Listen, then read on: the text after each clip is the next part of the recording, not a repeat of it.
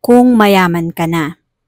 Ang sabi sa Matthew 19 verse 21, sumagot si Jesus, kung ibig mong maging ganap, ipagbili mo ang lahat ng iyong ari-arian at ipamahagi sa mga mahihirap, at magkakaroon ka ng kayamanan sa langit. Pagkatapos, bumalik ka at sumunod ka sa akin. May mayamang lalaking gustong sumama sa Panginoon. Sabi niya, ano po ang dapat kong gawin para matamo ang buhay na walang hanggan?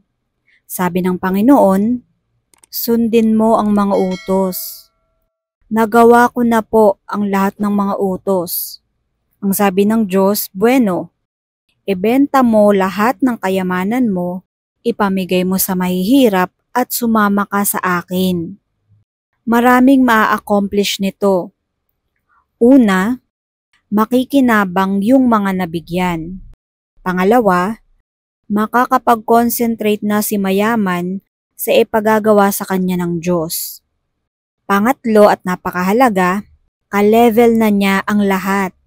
Therefore, magkakaroon ng genuine fellowship.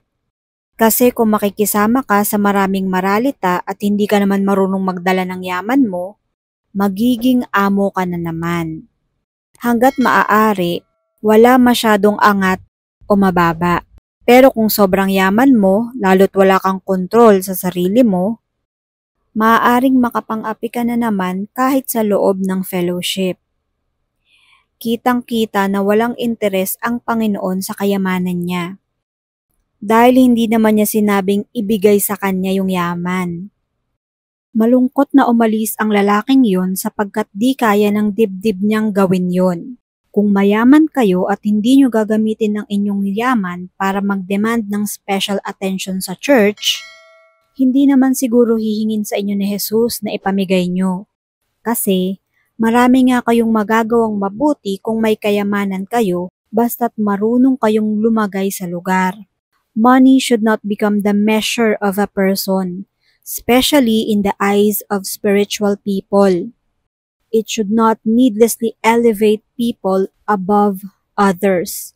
Hindi porke marami kang pera, hindi porke mayaman ka, ay mas nakatataas ka na sa iba. Gamitin ang inyong yaman to serve the Lord.